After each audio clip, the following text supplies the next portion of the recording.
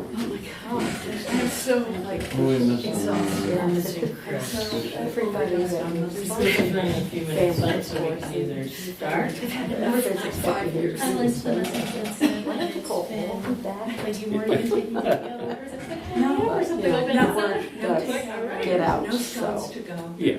So Sarah, we can start the work session. This is the May 13th, 2019 work session, and we have with us today Colleen Mack from Sustainability's Recycling Program. Sally, if you would take the roll. Mayor Driver, Here. Mr. Dodgenot, Here. Mrs. Dallas McCormick, Mr. Gorman, Here. Mr. Harris, Here. Mr. Pearson, here. Mr. Runyon is not here quite yet. Colleen, Hi, thank you, Mayor Driver, for having me here. As Mayor said, I'm Colleen Mack why from. don't you step up a Step up, little okay. bit so everyone can hear you? I'm Colleen from Sustainabilities. Sustainabilities is a division of Abilities of Northwest Jersey. We just opened our first footprint here in Flemington on 1 Church Street, our Possibilities Thrift Boutique and Employment Pathways office. And now, with the help of Mayor Driver and her DPW team, we are going to launch Sustainabilities, which is an electronic recycling program for the residents of the Borough of Flemington. We actually just finalized it just now. We'll be offering our van. Well, we'll finalize it when we finalize when we it. So approve the the resolution. proposal is to have our van at our location on Church Street once a month. It'll be the first Saturday of every month. And from that location, between the hours of 9 and 12 p.m., residents can bring electronic recycling to the van for collection with no fee. With the exception of TVs and computer monitors, they'll be $25 per item and nothing over 50 pounds.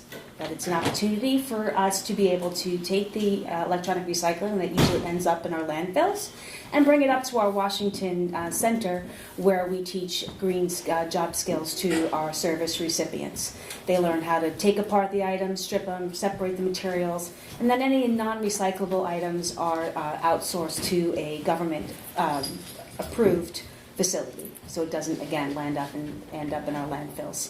So we're really excited to launch that here into the borough and give an opportunity for your residents to not either leave things on the street, like you see a lot of things laying around, or ending up in our landfills here in the borough. So if anybody has any questions, I do have pamphlets that I can hand out. On those pamphlets it lists everything that we accept, everything that we don't accept, and of course those items that will be $25 to handle. So what would the hours be again? From 9 a.m. to 12 p.m. The first Saturday. The first Saturday of every month.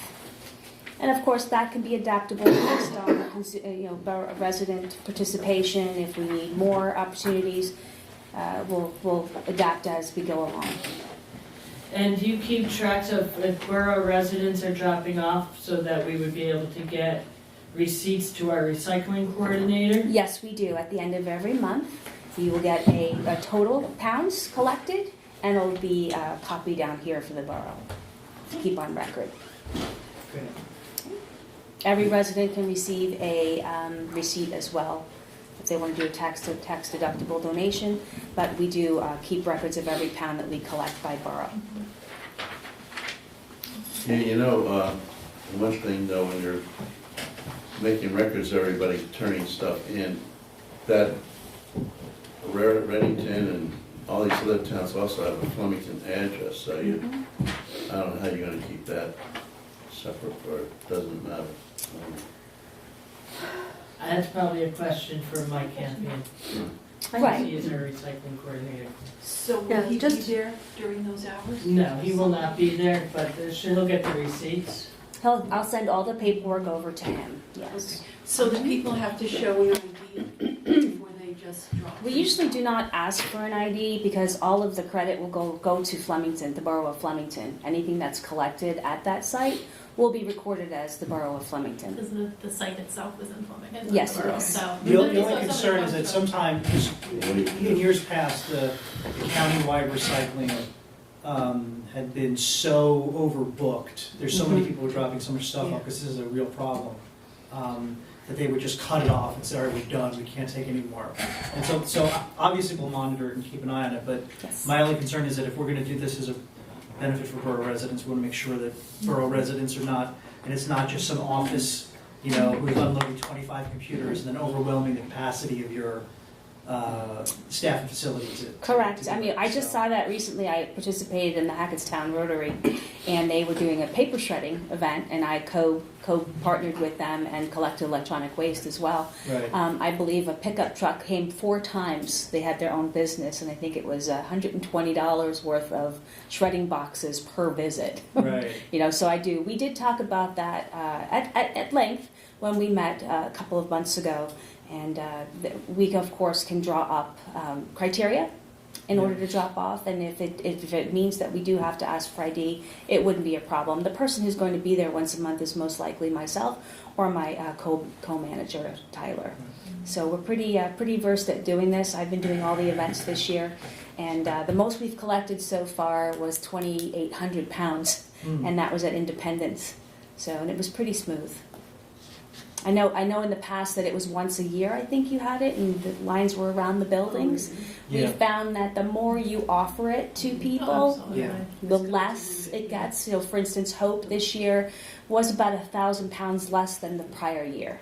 Right. So I do keep track of this year versus last year to see, and as we go along, more and more people will have less waste in their homes. Yeah. Hopefully. The TV thing is another concern because the only other option that I know of in and around town is Staples, but they don't take televisions at all. Right. And I recently had to get rid of television, and so I had to drive up to the Best Buy up in and pay the $25 up in Bridgewater to do that because I didn't want to do this the right way. But it is. I mean, I think you're going to maybe something that is going to be popular. We've been doing this for quite some time now out of our Washington Center. The residents of Warren County can come to the center Mondays through Fridays. I've been doing this for about a year and haven't seen anything more than a flat screen TV at about the 36-inch flat screen TVs and some of the computer monitors that are flat screen monitors. Come through. Very few copy machines from businesses. The largest thing I've ever collected from a residential pickup recently this year was an amplifier for electric guitar. But in that event, if something is larger than we can handle at the Church Street site, we will direct them to the Washington Center, and we'll still take it for them if they don't mind driving the 20 minutes up 31 to the center. We'll work hand in hand with your residents to make sure it's successful and that you get out of it what you need. This is really needed. I have an unrelated question. Are you involved with the show also? Yes, I am. Okay. I'm I the went area in there, manager. and I have to tell you, it's really, really nice and beautiful Thank you. inside. And I wondered how you were doing. It's up and down. It's one of those. It's a marketplace that's very. It's hard to read. I could tell you our Phillipsburg store is starting to turn the corner. It'll be a 1-year anniversary come June 27th. And within the last month and a half, it has finally started to make that turn. We expected all new businesses take anywhere from 12 to 18 months. So we have ups and downs. We're reading the trends in the market. We're listening to our consumers, what they want when they come in to shop. We've added more primitive home decor.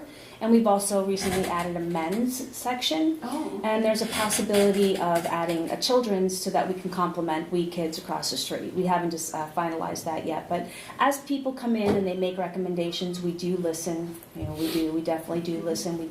We want to give the community what they want. Yeah, I was really impressed with And then Flemington Community Partners is a big help Yeah. for us as well. Yeah, they'll promote it. Yeah, it's coming around. It has, I said, it's difficult to read, but we're doing well enough to Good. stay afloat right now. Do your clients who disassemble the product, they get paid a proper wage? They get paid scale wage unless it is, what do they call that? Line work, where then it becomes minimum wage. They do get paid a scale. What does that mean? They get paid a scale wage based off of the time study and the number of pounds. Yeah. Mm-hmm. It hasn't been anything less than minimum wage since I've been there. So we usually have anywhere from 6 to 8 clients working there every day. right now, after all the cleanups, we're a little overweight, and we had a quick run. We had a quick get rid of about 3,000 pounds to our outsourcer, which helped us. It's New Tech Recycling, so they do help us when we get a little overweight. Any other questions from council? We're excited to launch the program down here because I know it's badly needed. And our guys are screaming for work, so. You know, we, in the past, I've taken electronics, the county does it like once a year, and that's what they're wrapped around the building. Yes, So exactly. everybody knows that. But I know I unload the TVs tubes. Remember those days? Oh, I remember them. I used to have one. I was telling my grandchildren and even my daughter-in-law and son that, you know, we did have to get up from the couch to change the channel back when I was the kid's age. So it's fun. Oh, that's before my time. You didn't have a television, right? Hey, my mom didn't have a television. My mom was born in 1939 and she didn't have a television for the longest No, I time. did it, when I was 12, I was a little bit over. Yeah, but one of the things too we found is that we don't take anything with Freon, and we don't take any CRT monitors, which are those very large monitors on your computers, and no office copy machines. So I usually tell people we can take a dehumidifier, but not a humidifier, because the humidifier would have Freon in it. So, and it is clearly marked on all of the pamphlets. I will send one of the pamphlets to the county clerk to put it up on the website. So it'll be clearly marked, and then the person who is going to be at the pickup site each week or each month will have a pamphlet to send out, and we'll have a pamphlet on hand to give out to residents as they come. Okay, and like I said, we're very adaptable. We'll make any changes that are necessary as we go along because it is a new program. We know there's going to be some kinks to work out and some changes that will have to be made. But we're very amiable. Is your store, is it open 7 days a week? It's not open on Sundays and Mondays. Okay.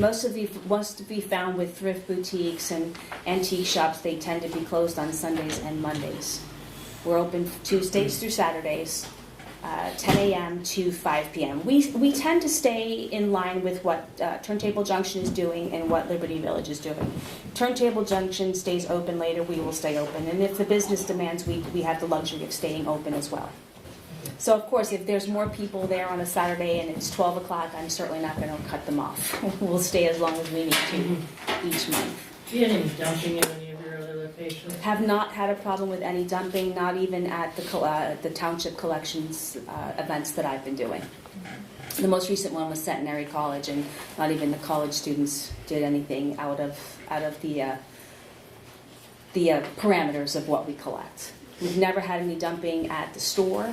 I can't say that. The store in Phillipsburg occasionally has had furniture dropped off after hours or on a day that we're not open, but never anything as far as electronics or any kind of waste that we had to worry about.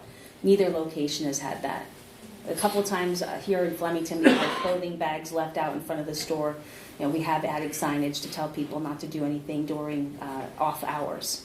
So, but we haven't had any problems even at the office as long as I've been there. I'm sure there were in the beginning, and like I said, we can work out those kinks as we go. Presuming the resolution passes today, are you going to start in June? We can start June 1st, or the first Saturday of June, whatever that day is. Yes. Yeah, I can draw up a piece of. Elaine? Yeah, thank you. Elaine Gorman, 34 New York Avenue. First of all, thank you so much. There is, I think, a tremendous need for this service. And as I understand from the conversation, that this is intended to be restricted to Flemington Borough residents only.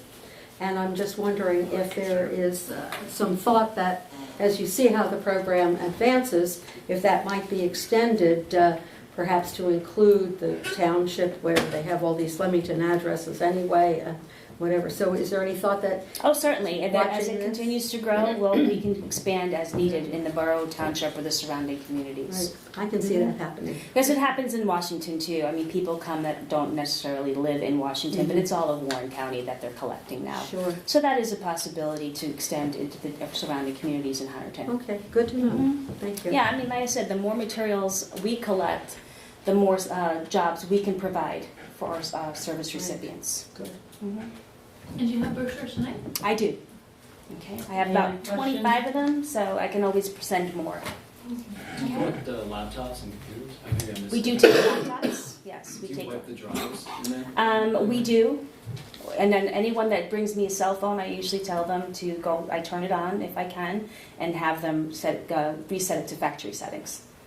I can actually include that on the information that goes onto your website to advise people to take the hard drive themselves and smash it. You know, I have people that come with a hammer and smash it in front of me. But otherwise, we don't do anything with the hard drives but take them apart. We don't donate them, we don't sell them, we don't do anything. So they are safe. And okay. But good question, because you know everybody always worries about their information on there. Are there any other questions? Thank you. Thank you very much. Anyway, before you go, anyone else in the audience have a question? Just gonna grab my bag out. Sure. No, okay. Thank you. We can go ahead, I guess, for that, close the work session and.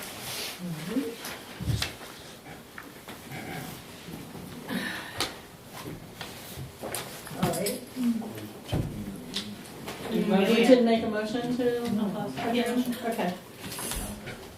Is there a second? Second.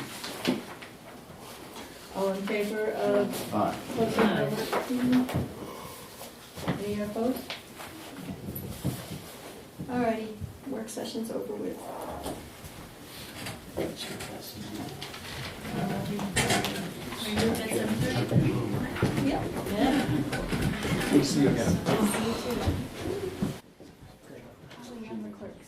Okay, my card. How are you?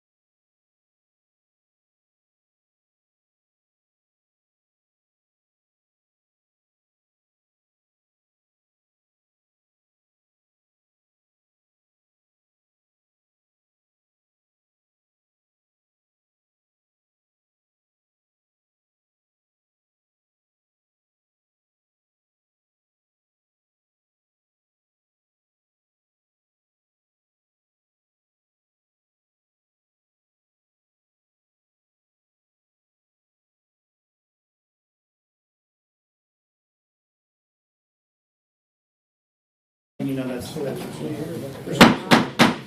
evening, this is the May 13th regular Borough Council meeting, and this meeting is being held in conformance with the Open Public Meetings Act. If we could all rise for the Pledge of Allegiance.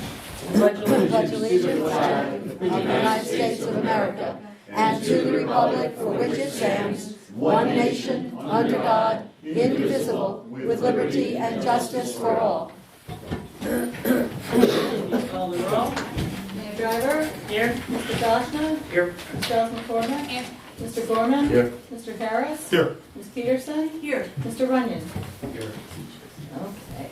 Okay. One note of importance, you'll notice our regular borough attorney is not here. He has a conflict, and so his partner Don Scholl is filling in as acting borough attorney for this evening. Thank you for coming and making yourself available. Also, it was brought to my attention that the video camera and microphone for videotaping and live streaming the council meetings was picking up chatter from folks out here watching the council meeting through the microphone, and so rather than having it all here picking up everybody grumbling about what we might be doing, I've moved it up here. It's a fine picture, I will say. However, please note that when you do talk, the microphone does go that way and can still pick you up. However, it should be a little bit better. I was not aware that was happening until it was brought to my attention over the weekend. We'll start with my mayor's report. On April 29th, Alan Brewer resigned from the Historic Preservation Committee. His seat expires at the end of the year. I'm appointing Don Eccles to move up from alternate number 1 to the full commission seat. Don previously filled a regular seat until the end of last year, and I'm happy he has agreed to sit on the HPC as a full member again. That opens up an alternate seat number 1, and I'm appointing Borough resident Judy McCarthy to it. Ms. McCarthy owns a historic home on East Main Street, and her seat as alternate number 1 will expire at the end of 2020. These appointments are being made in consultation with the HPC Chair, thank you Elaine, and Council Liaison Caitlin Giles McCormick to the Commission. That does leave us with one additional alternate seat remaining to be filled, and if you or someone you know would like to serve, please let HPC Council Liaison Caitlin know of your interest in doing that. The creative team has also been formed, and Joey Novick, who happens to be here by coincidence this evening, has been appointed to the chair for 1-year term. That is a mayor's appointment. Councilman Chris Runyon is liaison, since the creative team does fall under the Green Team and Sustainable New Jersey activities. Other members of the creative team will be Javier Hernandez, Wendy Richardson, Michelle Vancelis, who has a gallery on Central Avenue, Jeff Hirsch, who runs DIY, Kevin Van Holt, who is an artist in town and has a gallery over on Stengel, Janet Quattrone, who is an actress, Chris Engelhardt, who is an arts supporter, and Robin Rudy, who is also an arts supporter. RFPs are out for the Elwood Highland Avenue project and the Streetscape project. On the Streetscape, the state DOT did put up a small unexpected speed bump to cause a minor delay in getting those RFPs out. So that project may start a couple weeks later than originally planned. Assuming that the RFPs come in within budget, then they'll have to come back to council, and that would be on June 10th to approve the contractor on that. At the end of April, I attended the New Jersey Conference of Mayors gathering in Atlantic City. Sessions included important upcoming state-level legislation issues, cannabis legalization and its impacts on communities, and a session from Senator Sweeney on his Path to Progress plan to reduce tax burden across the state. I'm sure everyone has noticed the library exterior renovations are complete. It looks fabulous, and it's nice to have Maple Avenue reopened again. Thank you to everyone for your patience on that months-long inconvenience that took a bit longer than expected for a number of reasons, weather notwithstanding.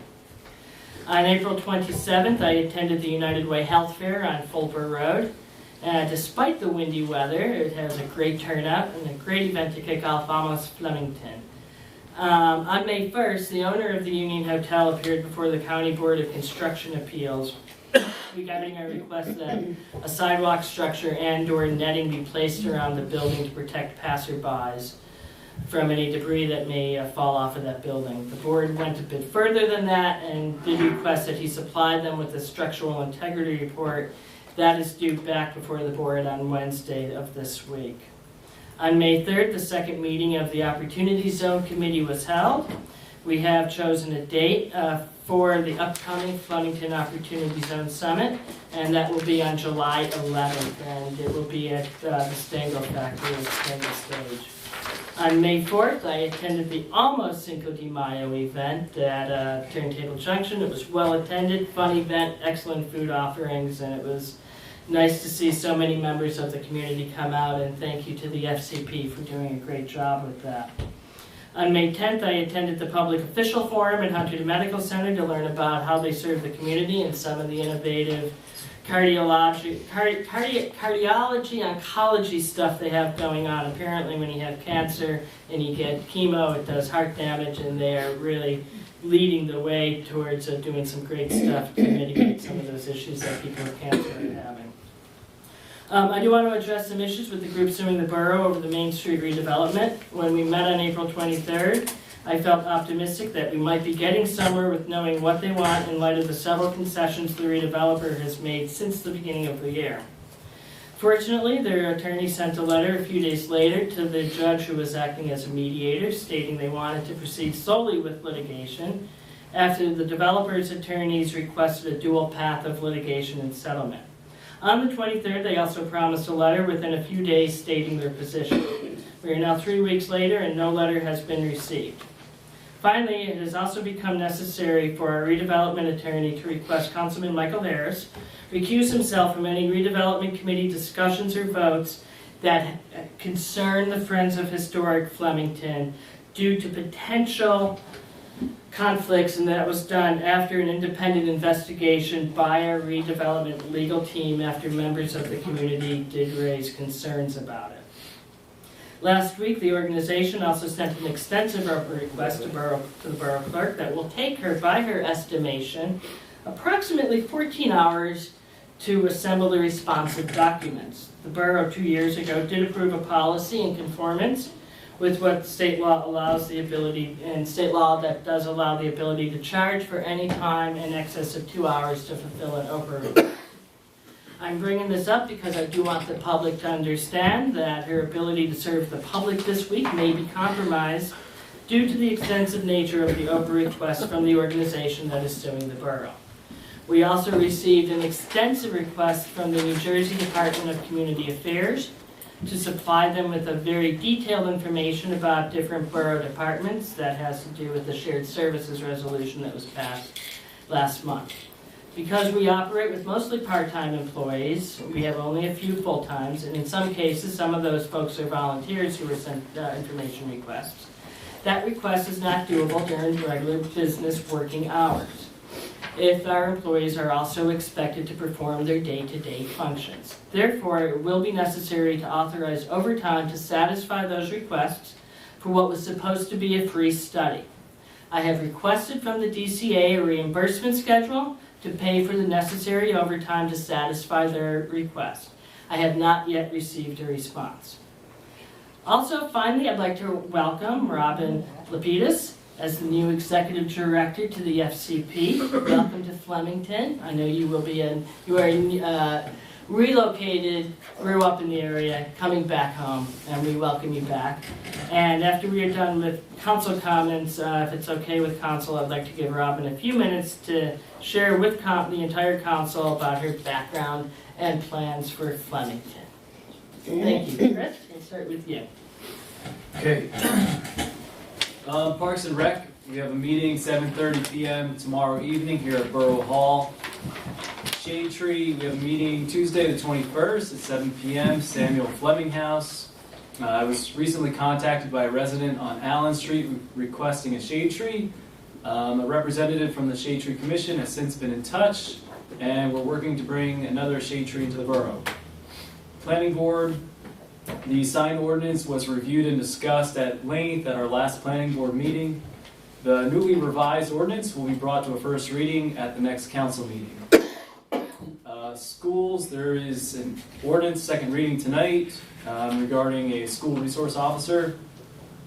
Environmental, Tara, Hal, and I met with Dan Larkins last Thursday from Hunterdon County Polytech to discuss a possible partnership between our two green teams on sustainable Jersey action items. A number of possibilities were discussed, and it looks like this could be a mutually beneficial relationship going forward. I'm waiting to hear back from Dan regarding some of the details of the two of us partnering. Last Wednesday, Tara and I also met with a company called Texima LLC about bringing textile recycling to the borough. Textile recycling, for those who don't know, would be just such things as clothing, stuffed animals, anything of that nature. I'll be sharing more info with council between now and our next meeting, but a couple of the highlights about this initiative is that it would provide a valuable recycling service to the borough for which we would actually be paid to participate in. Texima will pay the borough $1,200 per year for each collection bin that is installed on borough property. Texima is looking at 3 bins, so that would be about $3,600 a year to the borough. This would also get us 5 points for sustainable Jersey. The benefits to something like this, in my opinion, is that it provides a needed service to the borough for residents to recycle used clothing and stuffed animals, reduce our waste stream, while more than paying for itself by providing a source of income to fund future green initiatives and sustainability services. And that's all that I have for today. I'll address the electrical shared services resolution when it's introduced. Okay. Councilwoman Peterson. Sure. I did attend the appeals case with the construction board that Betsy mentioned a couple of weeks ago, and they will also be meeting this Wednesday, as she said. Mr. Romanowski was basically told to do the necessary maintenance on the Union Hotel, and like Betsy also said, to get the structural report. So I'm going to follow up and attend that meeting. I am a little bit disturbed, though, because unfortunately the owner did go and take down the wooden Union Hotel sign that was on the outside of the building to the right of the front door. And it just so happened my husband was walking on Main Street and he watched everything happen. And you know, the owner of the property had a permit, and of course, you know, legally he can go in. And I'm just hoping that the sign is being taken down for safekeeping and for no other reason. But I found it alarming to hear that. I always liked that sign. And, you know, it was pretty good size to the right of the door. Jumping ahead to the FCP, I invite everyone to attend the grand reopening of the filling station, which will be Friday, May 24th. There is a little bit of work that still needs to be done there. The roof soffit, as Robin's already, she's aware of it. It just needs some minor adjustment before opening evening. Let's see, what else? That's really it for me. I have to tell you that we had a banner weekend for Mother's Day, so I'm kind of Mother's Day'd out. Happy Mother's Day. Yeah. Councilwoman Caitlin McCormick. Were you done, Susan? Yeah. Okay. The Sam Fleming House Museum and Garden will be starting their yoga program again. That was super popular last year. It will start tomorrow. It will be every Tuesday at 6 o'clock. They do have a $5 charge this year, which I think is very reasonable. It was very well attended. I suspect tomorrow's activity will be inside with all of the rain that we've had, and even if it dries out a little bit, I think they'll still be inside, but they are able to accommodate inside as well. There's a garden party scheduled for May 18th from 1 to 4 as well. Open house activities, food, and refreshments, and a great way to kind of get into the spring season. Hopefully it'll be dry by then. We'll see. Flemington DIY is celebrating 5 years this year. This month is their 5-year kickoff celebration, an anniversary of them being in the borough. They have a lot of events on tap for this month, including Bluegrass Jam session on the 23rd, open mic on the 24th. They have Ukrainian egg dyeing, lots of very cool artistic and community-enhancing activities coming up this May. So check out their Facebook page, check out their website to get more involved with them. As Mayor said, the HPC does have that additional opening, and thank you for sharing that information. There's a core group on the HPC that really is able to welcome new members, and there's a lot of information to kind of digest, but there's a lot of institutional knowledge there, and they are a very welcoming group. And so if you know of anyone that's interested, please reach out. I'm interested in that. As the mayor said, she touched on the redevelopment issues in terms of the Main Street project, the Union Hotel, things like that. I would like to share that Jeff and I did meet with Jack Costa on Wednesday last week to kind of continue settlement negotiations, settlement discussions there. So even though that formal judge a formal mediated process is not currently occurring, we are trying to facilitate settlement still. We've taken that on, Jeff and I, as the redevelopment committee that can be involved, are trying to foresee that, are trying to progress that. As disappointed as I was that the Friends pulled out of those formal negotiations, I have not given up. So we're still working out on that there. So, and that's it for me. Councilman Gorman. Okay. On April 25th, we celebrated Arbor Day at Rufus. At 11 o'clock, we planted a tree, had a ceremony there. The kids played some instruments. We had some speeches. The kids all got up and did their little thing there, and it was fun for them, and they all received little trees and shrubs and stuff. It's interesting because we always do a raffle on a tree to be given away, and the person who won was not from the school. It was a guest. Just she arrived as a friend of a friend, and she drew them because everybody got to draw numbers, and she won. So she got a tree. I hope her parents appreciate it because they're getting a tree. Excuse me. Okay, just to let everybody know, you probably know something's going on with me. Due to test the last 2 weeks, I will be out for the next 2 meetings, and I have to have some things done in the hospital. So, not life-threatening, I hope, and I expect to be back after that. We are picking up branches and debris, and doing as we can, the best with the weather being what it is. It's hard for the guys to get around, pick up everything. Rain again tomorrow, but Wednesday I guess it's going to let up, and maybe we can get out there and get us some other things done. This is the last week for mulch to be delivered. No more orders will be taken from anyone. And I talked to Mike Campion, our director, and he said that this is it.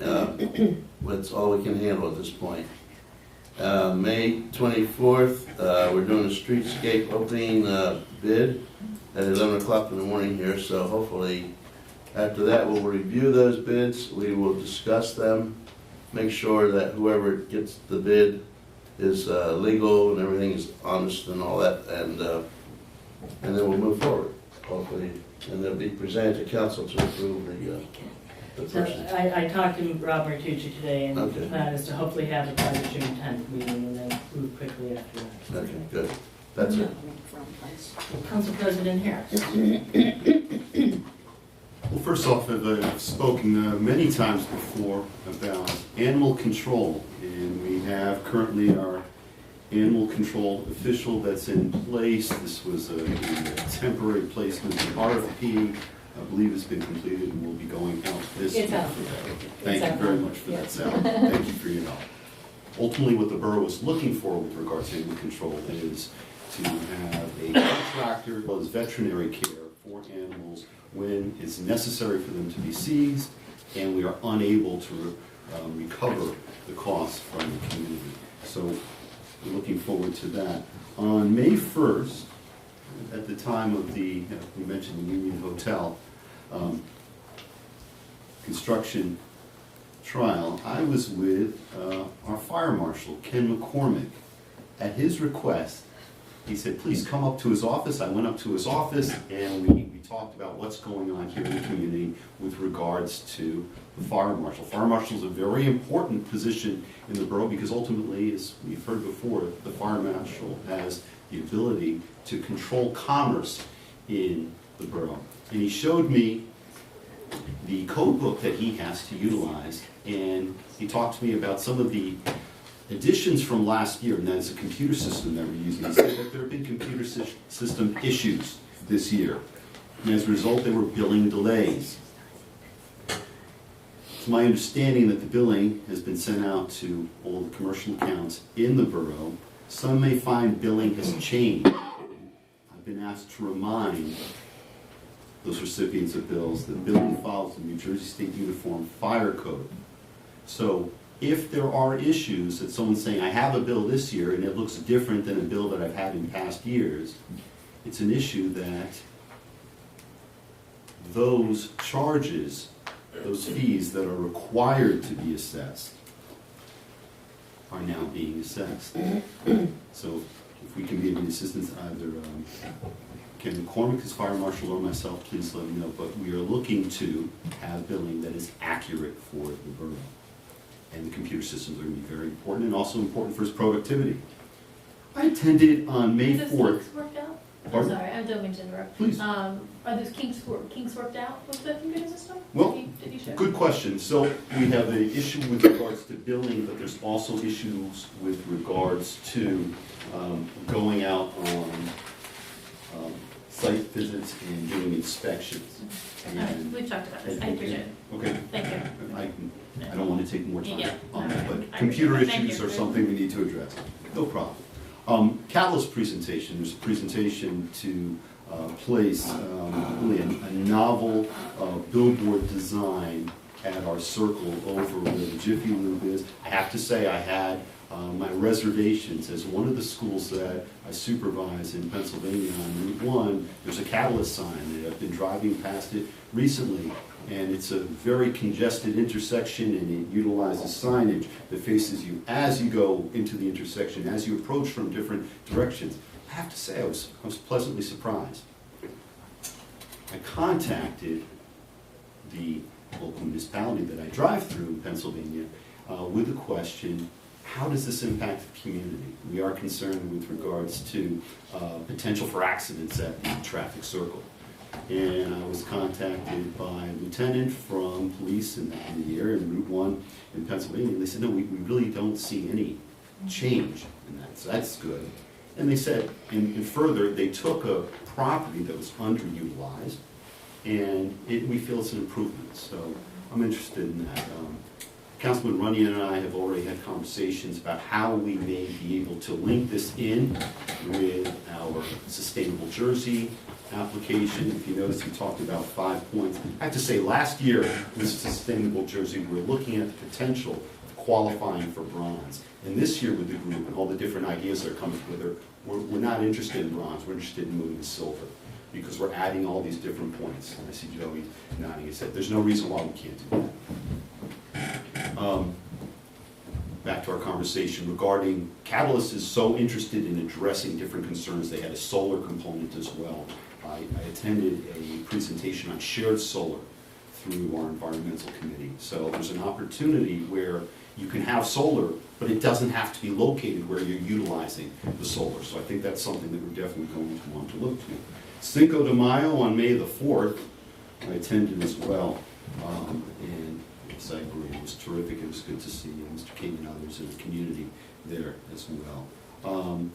On May 8th, we had a DPW meeting, Wednesday, May 8th. The meeting was 17 minutes. I thought that would be good, so I'll pass that on. And then lastly, as it was mentioned here, regards to conflict of interest, been sitting on my hand waiting for someone to say something about conflict of interest. So I'm going to say very briefly, I'll take another form to speak more on this. I've got no issue with this. I'm happy for it. Looking from my point of view with regard to conflict of interest and negotiations with the Friends Historic Flemington. I don't know why we can't say the name, we've been saying the plaintiff. It's the Friends of Historic Flemington. So as we know, the Friends of Historic Flemington have multiple suits with the borough. Okay. Last time I met with the developer, I was asked, please do what you can. I've been told by attorneys, I've been vetted by attorneys, hostile attorneys I've been vetted. No issue of conflict of interest. Now the question is there a potential? Well, how do you prove a negative? So what was being asked? Mike, are you willing to recuse yourself from issues regarding the Friends and negotiation direct with the Friends? Yeah, I've got no problem with that. As I've been saying, my issue with negotiation has always been, as it has been with my colleagues who are still here previously, the financial ramifications of this project on the borough. I've never made issues regarding preservation. I've also told people publicly, privately, in writing, this idea of equating a project with the hotel, project's going to save the hotel. And now we use these empty threats. Oh, the hotel's going to fall, you better sign on. There's a lot of steps that have to be addressed. So what have I done? I'm not sitting at a table to negotiate with the Friends. To be honest, that's never really been my interest. But I will say to the Friends, if you're taking a position where you're saying it's preservation, you are looking right now at 3 out of 4 buildings for preservation. That argument doesn't really hold. You have a lot of other concerns. But now that I've separated myself from that, I can speak freely about this. So I've been asked by the developer, do what you can, but now I've also been told, well, if we're going to get sued, it could be said that you had a conflict of interest. Folks, if you want to talk about conflict of interest, let's roll back the clock a little. Let's talk about people who have actively promoted a project and actively been supported by a developer. I think that's a conflict of interest. If you want to talk about concern for lawsuits, God bless America. You don't even need a reason to sue. But here's the thing about lawsuit. I expect that we will be involved in a lawsuit at some point. Now, right now we're in a lawsuit, and hey, I wasn't involved in negotiations, and by all appearances, I couldn't have done any worse. But with regards to a lawsuit, this is what I think, and I just want to speak straight to people. If it ever got to the point that we were actually negotiating the details that were not negotiated before, all the details that we said we would fix later, if it ever got to that point, we'd be told we're not acting in good faith, and then we'd be sued. But you know what? I'd much rather be sued for that than be sued, actually to be on the other end of the suit, to try to sue, to get someone to enforce an unenforceable agreement. And that's our RDA. We love to focus on the pilot, but we don't focus on the RDA. And there are colleagues here, including those who position have changed, who said regarding the pilot, we will never see that money. Not my words. Go back into the minutes, council minutes. I've been looking at those. So with regards to conflict of interest and accusing oneself and the Friends, I'm fine with that. Like, the timing could not have been better. I feel so liberated in that regard. I don't really have much more, so that'll be my mic drop. Thank you. Councilman Dashner. Thank you, Mayor. I just have a few things, and for those who understand the life of an academic, the last 2 weeks I've been dealing with final exams and student excuses. So, a relatively short report. I just a couple things to highlight. I do want to thank everyone who participated on this past Saturday, the only sunny day of the week, it seems, on our borough-wide cleanup. We had about 20 volunteers come out. I want to thank Robbie, who was on leave, but he came in and he organized everything. I want to thank also one of our DPW employees, Steve and his daughter Aubrey, who were also there as volunteers helping out. Pastor Dan Troutman, and brought a large group from Heritage Baptist Church, who've been helping us out with this event for a number of years, and they really did a great job. And of course, we have to thank Edna Pedrick, who made enough food to feed a small army. All by herself, coming up on 94 years old, so God bless Edna. And it was great to see a turnout of folks helping out. I do want to apologize. The publicity was not where I would want it to have been, and I will take blame for that, being new to council and new to beautification. So I apologize for that. We are planning to not only have better publicity for next spring, but we are actively considering doing another one in the fall, somewhere in the late September timeframe, and we will obviously pick a date that makes sense ahead of other borough events, coordinating with the calendar. But I do want to say that we're going to try to go back to having 2 a year. One thing I will say, the volunteers noticed that there was less trash in town, which is good.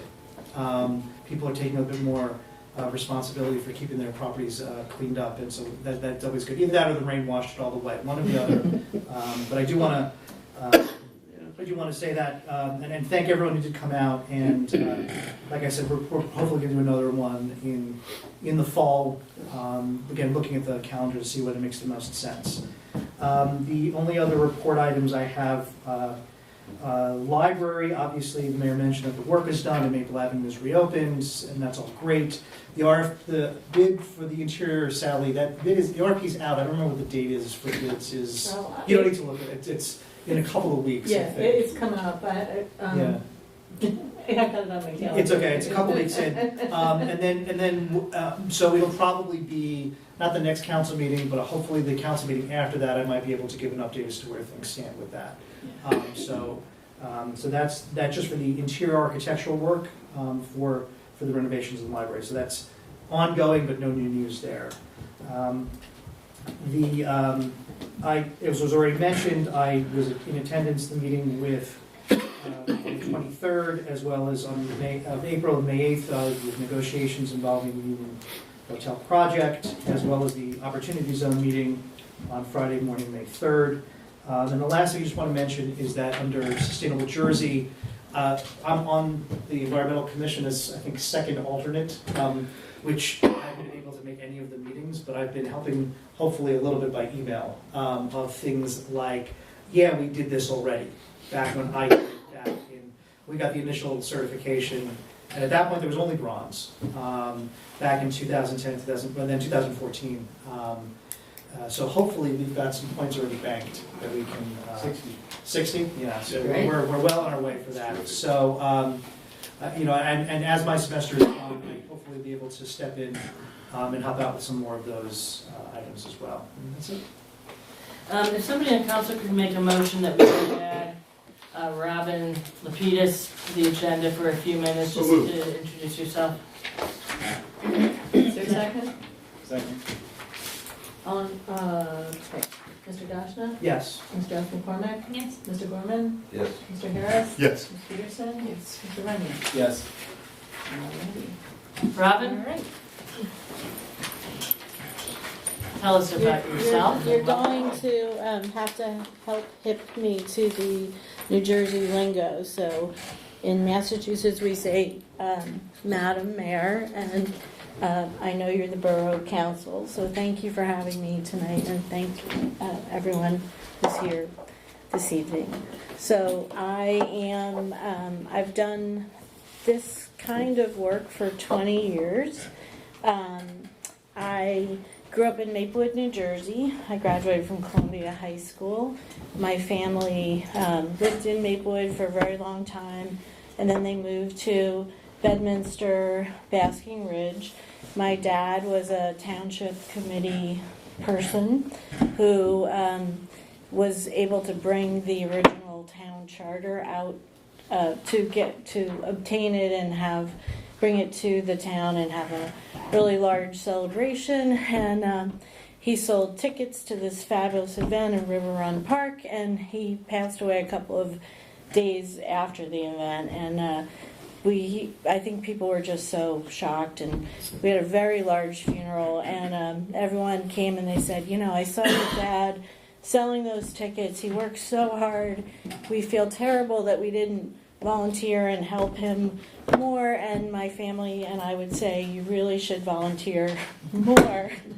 And we did see a little bit of an uptick in people seeing that it wasn't the event that killed him by any means, but this is hard work, and it's definitely not for the faint of heart, and it's long hours. So I appreciate everyone who volunteers their time to make communities better places for people to live, and so that's really why I'm here, because I love New Jersey. I'm very happy to come home. My son goes to college in Dickinson, at Dickinson College in Pennsylvania. He is just finishing exams and hopefully not full of excuses, because that would not be good. But to me, I've been hoping to move back to New Jersey for probably about 20 years, and the timing and my son's graduating high school was never felt drawn here by the marketing and the stories and the mix of businesses, and I watched some of your meetings, and Still king. I think that's the point, right? You want people to come here. So I'm here, and I'm hoping that my expertise, I was the director of the Harvard Square Business Association, Harvard Square in Cambridge, Massachusetts, is phenomenally busy place that has really big branding, because Harvard University really doesn't want to run Harvard Square, but there's certain times where we relied on Harvard to be a resource and help us get things done, and it really was helpful. And I survived a very large capital streetscape improvement there, where we changed the crosswalks that people had used for almost, 350 years. This was a crosswalk, and everyone knew it was a wrong decision from way back when, and we reoriented things. We did traffic calming, because the streets are not calm, and a lot of beautification, and some surgical implantation of businesses that were necessary to make a community feel like a community, like a market. And it's great when you have a Harvard to rely on to do some things of that nature. So I was there for 13 years. I did my share of events, and I did my share of street cleaning and beautification, and capital improvement communication, which I believe will also take a role in communicating about the streetscape improvement here. And then we did see a lot of improvements, and our business association tripled its revenue and our staffing and our ability to serve the area, and our ability to have infrastructure and tools. Like, we had a mobile kiosk that we could take out when we needed to take it out of the storage. And then I moved down the block to Central Square, which is very close to MIT, and established a cultural district, because everyone knew that it was an artsy place, but we didn't really have a way of marketing that or explaining it. And this cultural district actually gave us some opportunities to do some overlay district things, some tax incentives, to do public murals, to make artistic improvements that really helped the business community. And I did that for 5 years, and then I decided that I had to leave Cambridge, because I only, I'd worked in this one place for so long and very well, and I moved to Provincetown to get away from the urban ills of urban life, and there are many, and it's unfortunate.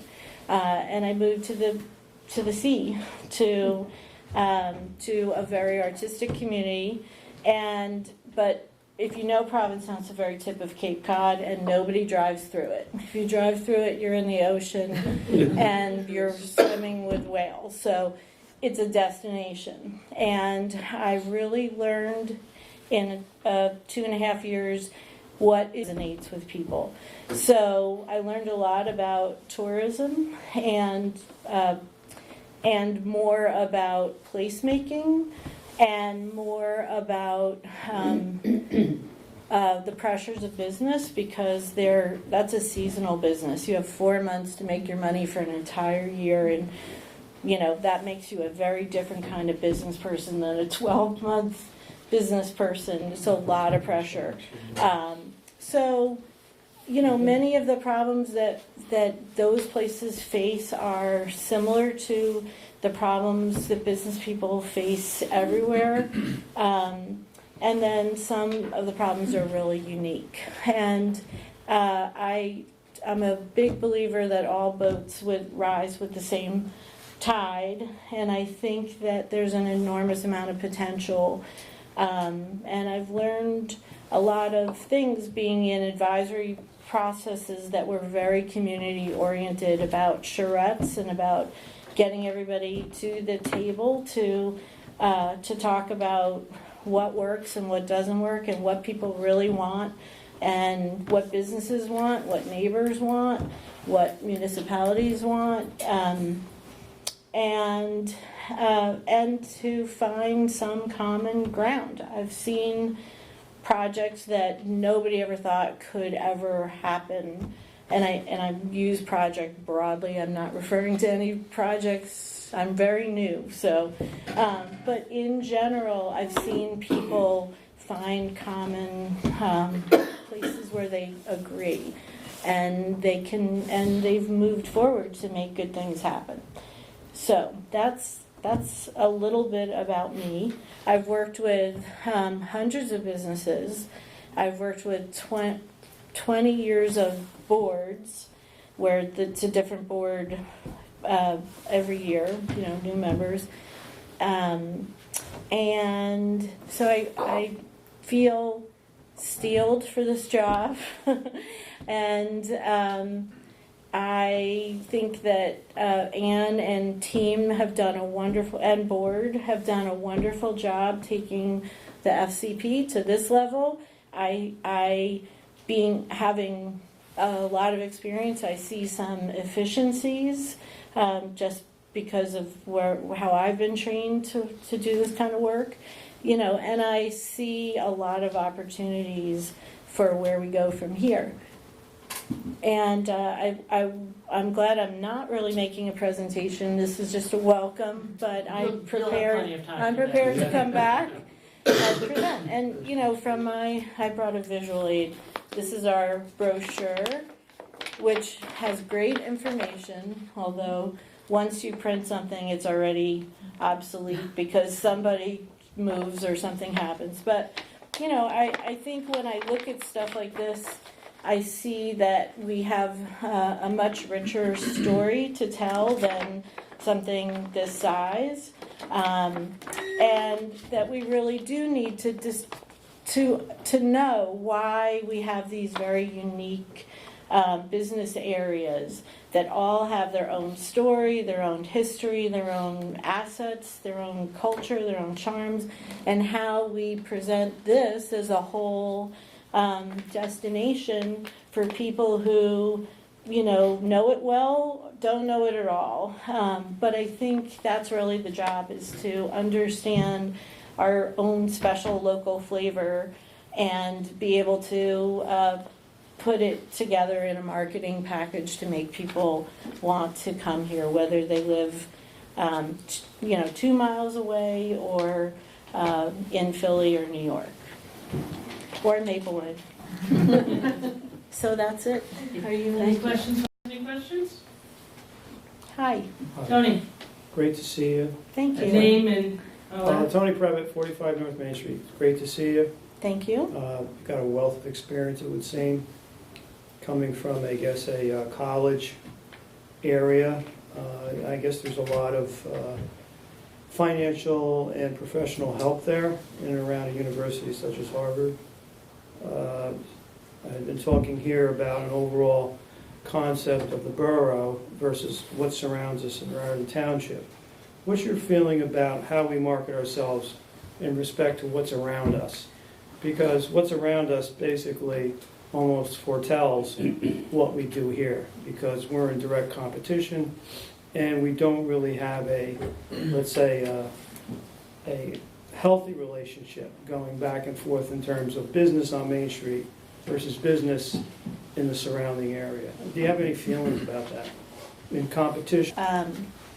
But I think each one of the areas that are within the FCP purview or bailiwick do have their own unique flavor and assets, and we really I think there's a way to tie it all together, and to understand what the Shops of Flemington has to offer and how we can share customers, and what would prevent somebody from only shopping up at the highway as opposed to shopping down in a more traditional downtown or on a Stangel Road.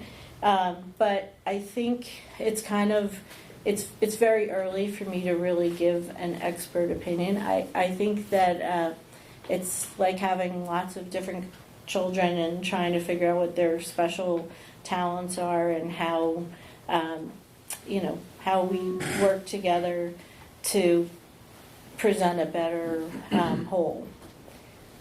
And then maybe there's some mode of transportation that would make it easier for customers to get from one area to another. And maybe there's some collaborations that we haven't had developed yet that might also be helpful. But I'd also love to hear your opinion when we have more of a chance to, when I have more of a chance to meet people and find out what they think. Because certainly you know better, or certainly you have opinions that from experience that I wouldn't have. I'm trying to keep my fresh eyes because I think it's really helpful to just, to be new and to see things with fresh eyes. Thank you. Thank you. Lois? Lois Stewart, 26 Spring Street, Flemington. I'm wondering if the FCP has any events that they're going to be sponsoring or running, promoting in the borough in the months of June and July. I'm glad you asked that. I'm a big believer in being able to say how everything we do will bring customers, because that's really the point. So, for example, our very beautifully, visually exciting chairs with the Let's Sit Together program really could use more people sitting in them. So and again, I don't want to create too many new things. We already have capacity issues. The staff is working very hard and works a lot. So I don't want to add too many new things, but we will do a new event called Musical Chairs, which Bob just spit out one day as a wouldn't it be fun if we could do musical chairs. So we will put musicians in our chairs at least once a month to stimulate a call to action that we want people to come and sit in the chairs and take pictures and tell us how it feels, and we'll promote that. So that would be like a new, I want to add a little twist but not create too many new events. And we're opening the filling station, so that does take some time. And then there are other events that we're moving from Main Street because of the streetscape improvement to Stangel Road, and that actually requires some imagination and skills to move the car show, and so that's it. Do you have the date set for the musical chairs? I think we thought the third Thursday of the month was a good date. And that we would do June, July, August, the chairs are out until, I think, October, November. So that's the plan at the moment. Thank you. Thank you. Thank you for Any other asking. questions? Sandy? Hi, Sandy Scott, 5 Broad Street. Have you had a chance to look at some of the past history of, there was a study done called the Brook Study, and then have you read our town master plan, and then also they did a SED study, which was the Hunterdon County?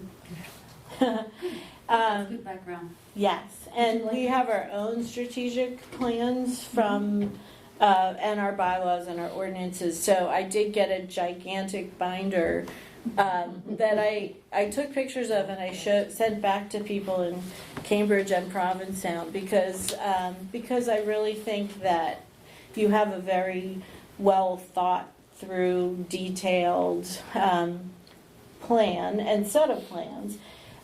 It's a lot to absorb, so I am trying to absorb all of the plans and then again make some of my own thoughts. But yes, I am reading them and I've read some of them and I. Did you get it, watch the video? Is that still available, the video? The I Brook don't know Study if the video? Roger Brooks video is still around or not. I would be happy to It's so watch passe. it. No. It's so passe, that 100 and whatever thousand Yeah, I dollar don't study know. that we paid for. That and, I did participate in some, I did meet Mark at Economic Development and, we, in past work, we had the benefit of having certain kinds of maps that show occupied occupied businesses and vacant businesses. So I would also like to be able to really, as a newcomer, there's a lot about the layout that's kind of confusing and really, it took, I've been driving around in circles with Massachusetts license plates. I've only been pulled over once, and I won't tell you, but everything's fine. But the officer was very confused because I bought my car in New Jersey because I don't think I've owned a car that I didn't buy in New Jersey. It's just like a family thing. But I have Massachusetts license plates and I just moved here. So he was really confused about how that came to be. But, there's, I would love to understand your open space. What's open space? I would love to understand what's vacant and what's potential. And so I think there's so many layers to really wrapping your head around a place. And I appreciate tour guides. So if anybody would like to take me on a tour and show me drive around, just even understanding what is in the FCP purview is required several car trips. So it's complicated. Thank you. Any other questions? Okay, seeing none. Thank you for coming. Thank We you. appreciate your Thank time. you very much. Thank you. That moves us up to the first public comment session. Our agenda items or our council report items only, please, up to 3 minutes, maximum of 30 minutes. Do we have any public comments? Sandy? Sandy Scott, 5 Broad Street. I was just gonna ask you again about, you were talking about the streetscape. So do you have, when is it gonna start? So the plan was originally to start it immediately after the Girls on the Run race, which I think is June 2nd. And it was supposed to start, we hit a speed bump from the state because they're gonna be putting in some access boxes to the utilities. It actually requires moving already disturbed dirt, and we had to submit a soil disturbance report to the state DOT for that. That slowed it down for a couple of weeks. Assuming it comes in under bid and the council approves the contract on June 10th, it is hoped that it will start pretty much immediately afterwards. And do you think it will be finished before? Mother Nature willing. Yeah. And she's not cooperating very well right now, recently, the past couple of weeks. So I hate to say, they are going to do it just section by section. So, like in front of businesses in the area between where the work area is, it should hopefully not be a long period of disturbance. May I add something, Mayor? You may. I'll call on you now, Mr. Case. My name's Bob. I'm Bob King, Chair of Flemington Community Partnership. So Sandy, with regards to that, I have reached out to Rob Martucci, who is our town engineer. No? No, you had to talk to us. Oh, If you I'm want sorry. to address Sandy, you should do it outside the meeting. I'm sorry. So so I've reached out to Rob Martucci to understand what that plan is, and have him communicate that to us so that we can effectively communicate that to all businesses, particularly those affected on Main Street, so they understand what sections are happening when. Rob is offered, as soon as he understands that plan, he will communicate that to us, and we will broadly communicate. And we'll hold meetings. And Robin and I had a rather long meeting on Friday about it as well. Once this all begins, once the plans are approved and the bids go out, then there'll be meetings with people of the town who will be affected first. You know, everybody will be sitting down and get it clear, and no questions can be answered at that point. Yeah. And we'll work with you on signage and all sorts of whatever's necessary. We'll also be hearing what funding we've received based on the bonding that we put up initially. So, it's my understanding that the money has to be spent and then we grant as reimbursement. Which is my understanding how that works. The additional bonding, as you may recall, we had to bond an additional $500,000 because all the bids came in over budget last year. Well, at that time, I recall, because it was a specific question, can we commit to the bonding at this point, but before we spend it, identify how much money we will receive? I'll have to follow up then. Yeah, we definitely want to know before we put more money in. That would be a question for June 10th. Any other questions, comments? Mr. Previtt? Tony Pro, 45 North Main Street. I guess with the sad news that the Friends, pulled out of the negotiations, is there any particular reason why, in the light of the fact that you suggested, or you had said that things were sort of moving in a positive direction, the developer was, throwing up the concessions left and right, buildings, to hear one thing. Of course, there's a limited amount of people are at the meeting. That's a shame, every 2 weeks. Why did it collapse? Was there too much money being spent on mediation by the Friends? What's the reason? Why did it collapse? Somebody must know. Mary, why did it collapse? What was the central reason why it collapsed? The public has a right to know. Absolutely. Absolutely. So let me just push back a little bit. Collapse I don't think it's the correct word. At present, the formal process with the judge as mediator is not being pursued. I will tell you that based on the meeting that I was at with the Friends group, we took copious notes as to things that they wanted, that they had concerns about. We had a conversation this past week with Mr. Cust, and we relayed those things to him. And we've made it very clear, Caitlin and myself, that we want to keep talking.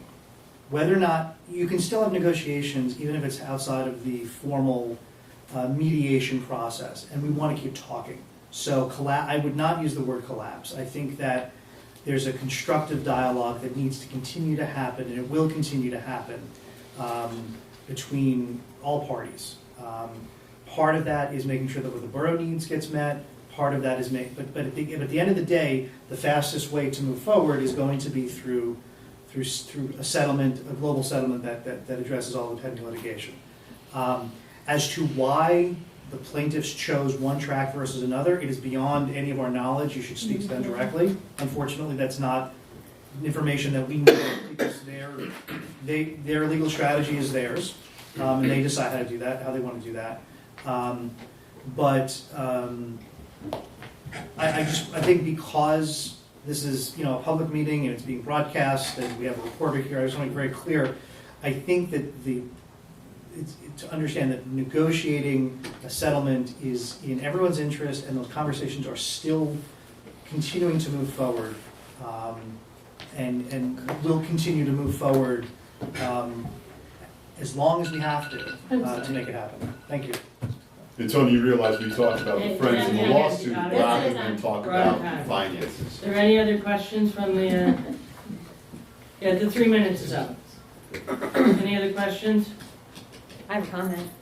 Okay, questions, comments? Joanne Braun, 77 Jefferson Court, Flemington. Thank you, Jeff, for pointing out that the talks did not collapse, because that was very misleading to the public and caused a lot of toxic environment, that letter and that headline. So thank you for pointing that out. It's a shame people put misinformation out there. I didn't say it's misinformation, I just used that term because this is what it seems like to the Well, it public. was put in the public, so I don't blame the I public. don't do for thinking- Facebook and throw out the word for collapse. thinking what they thought. So the developer's attorneys requested a dual path of litigation and settlement, Okay, simultaneous path of litigation and settlement, to keep things moving ahead after the first settlement conference, and the plaintiffs chose to go with just litigation. well, the next thing that's gonna collapse is the front of that building, I'll tell you that, because the way this thing is going, Okay, now, again, a date, when is it Tony, you're just? out of order. No, but what I'm saying is, are we gonna Tony, do? when You're not allowed Tony, to talk right now. it's not your comment period. Lois? Lois Stewart, 26 Spring Street. Anyone concerned about the condition of the Union Hotel should attend the construction board meeting on May 15, because the owner of the hotel was requested at the last meeting to come to this meeting with his structural engineer. So if you really want to know about the condition of the hotel, you should come on Wednesday to the construction board meeting. And it's my understanding they went into the building last Thursday for an inspection. What time Mr. is that? Permit was granted to enter the building last Thursday. 4:30 on a Wednesday, this Wednesday? 4:30 Wednesday, and it's in the, Was written on Tuesday, and they Tuesday. went in on Thursday.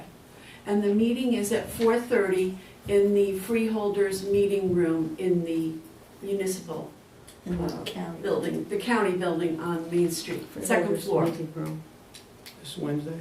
This Wednesday, 4:30. 4:30. Is there any other comments? Seeing none, let's move on. Let's go to the approval of the minutes. Let's approve minutes. We could have a motion to approve the April 22nd, 2000. Thank you. Mr. Dashna? Yes. Ms. Johnson McCormick? Mr. Gorman? Yes. Mr. Harris? Yes. Ms. Peterson? Yes. Mr. Runyon? Yes. That takes us to the consent agenda. If somebody would like to make a motion for that, or if somebody would like to make a motion to pull anything out from that. I'm just going to state for the record, one of the items on the consent agenda was on council to do planning consultancy work. So this directly pertains to something I have a business relationship in. So I will either, if we leave it in the consent agenda, I'm just going to abstain from voting on the consent agenda in its entirety, or we can pull it out. I don't care what the preference of council is, but just out of deference of caution, I'm going to not vote on that particular item. Could I make a request, resolution 110, to either move it to the regular agenda for discussion or to get some more details on that before I vote on it? So I have to move it. Which one, 110? 110. If we want to discuss it. Well, then I'll make a motion to move it to regular agenda. You don't have to make a motion, you can just ask that it be moved to the regular agenda and it will be. Could I ask that? Yeah. Thank you. I'm overstepping today. I gotta shut my mouth. Well, So then that's I'm, the yeah, consent then let's just, if that's the case, then maybe we just move the escrow to the regular So we just agenda. move the Yeah, consent so- agenda to the regular agenda? Yeah. We could have a motion to approve resolution 2019-105, authorizing the release of the remaining balance of the developer's escrow account to Susan Lachenmacher. Second.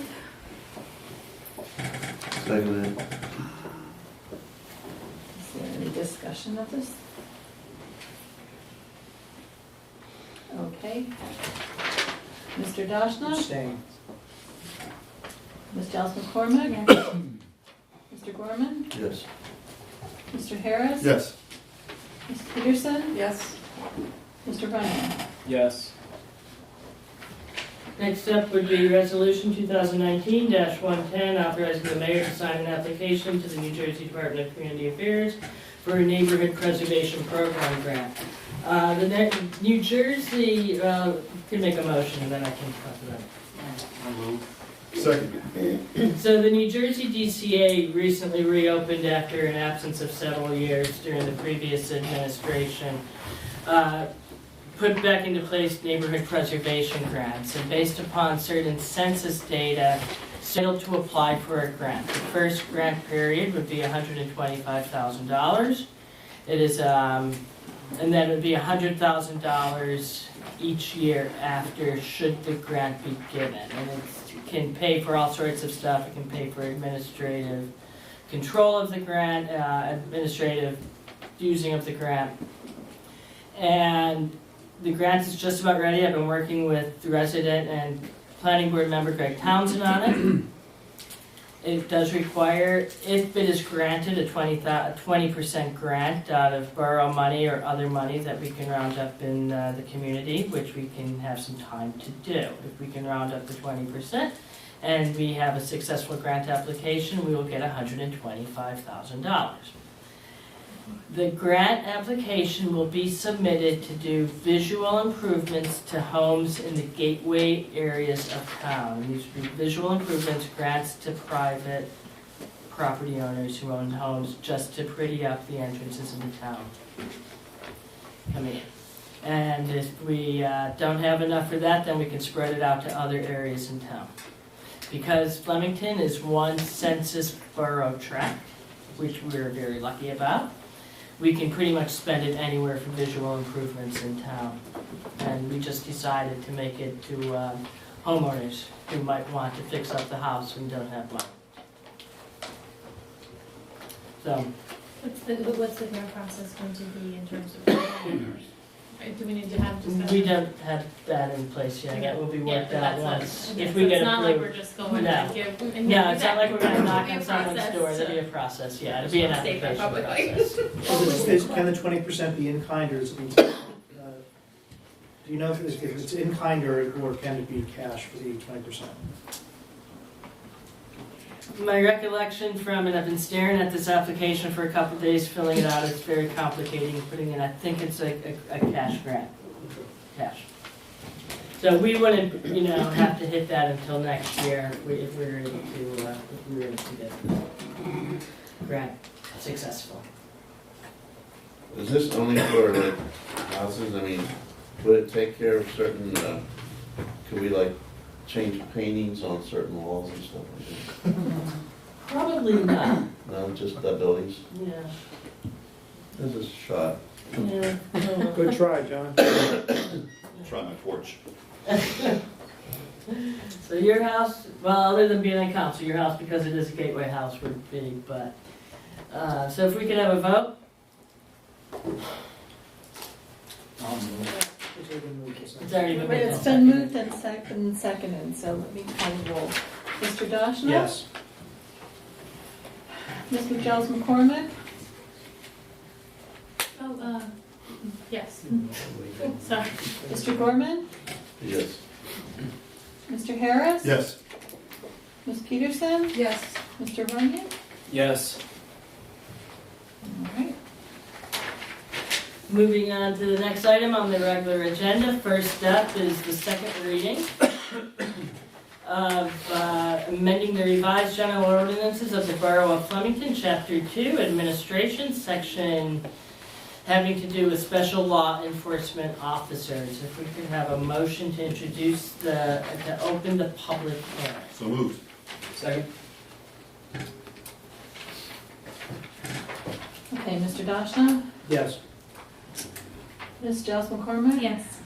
Mr. Gorman? Yes. Mr. Harris? Yes. Ms. Peterson? Yes. Mr. Runyon? Yes. So just by way of really quick explanation, what this does is this does not commit us to hiring a special law enforcement officer. It only adds the position to the ordinance to create the position. This has to do with the school's request to provide an armed special law enforcement, special resource officer, school resource officer. And the next step, should this pass, would then be for council to approve a memorandum of understanding by way of resolution. This does not commit us to actually hiring the officer, it just creates the position. Lois? Lois Stewart, 26 Spring Street. Which school is that for? Just the one up here? Yes, Rickus. This way, yes, excuse me. So the township is doing their own, for the schools in their township. So this, even though we're part of the whole system, we pay for this school and they pay for those others. Correct. And would this position be a full-time position? It would be full-time in relation to the school year. An annual contract. An annual contract in relation to the school year. Yeah, and But that also, comes under the memorandum of understanding. Yes, but I just yeah, wanted it to. also talks about, I think, anything going on outside the normal day, at nighttime or whenever too. But, If it's a school activity. If it's a school activity. yeah, So if well, there's a play or something, the officer But could be this, like. this officer would just do school-related job? He would not, Correct. like, so everybody's there from 8 till 2:30, and so then he would be finished for the day. Correct. Once the students are out of the building, he would be done for the day. And so if you create the position, when it's time to fill it, So it'd be a resolution, Myra. I think it's a resolution, yeah. We don't hire back ordinance. But before that, there would be a memorandum of understanding Yes. between the borough and the school district for the shared services. And at a previous meeting, the superintendent indicated that they've got the funding to pay for it. Yes. So it would come out of their budget,